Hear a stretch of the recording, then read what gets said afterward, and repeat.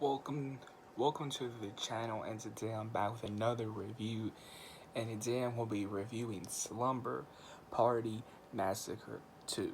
Now, Slumber Party Massacre 2, it takes place a couple years after the first one, and you do have the original girl from part 1, Courtney. You do have her, I'm pretty sure that's her name.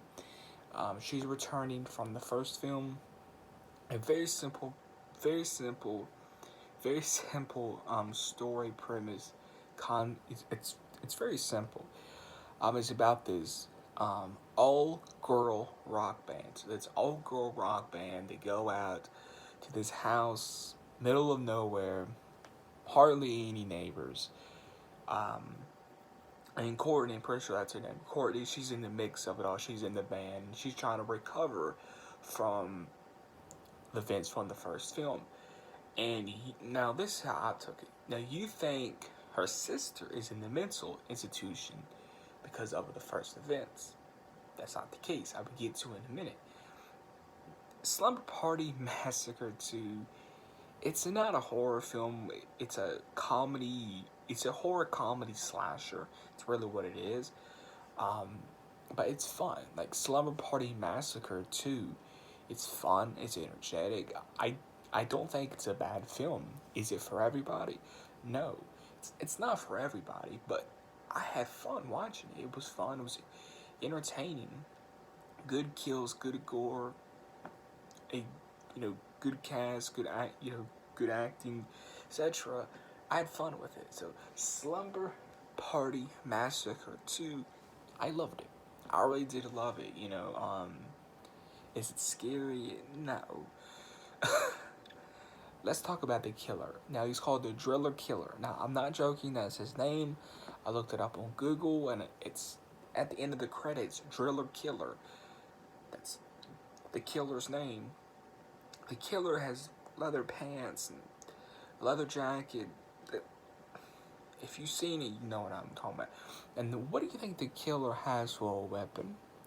He has an electric guitar, and at the end of the electric guitar, it's a drill bit.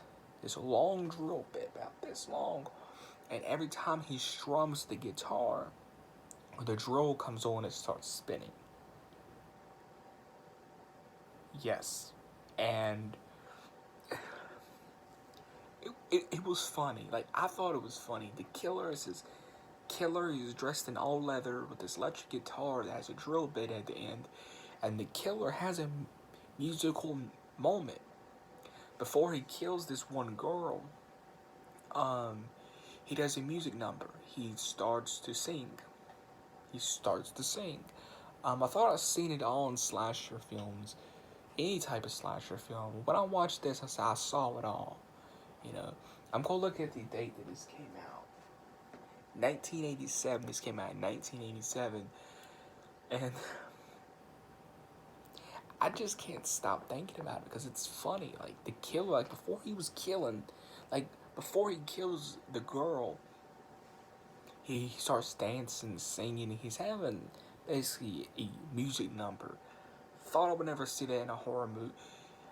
More so in a horror comedy. I never thought I would see that in a horror comedy. That's what Slumber Party Massacre 2 is. It's more of a horror comedy, maybe dark comedy horror.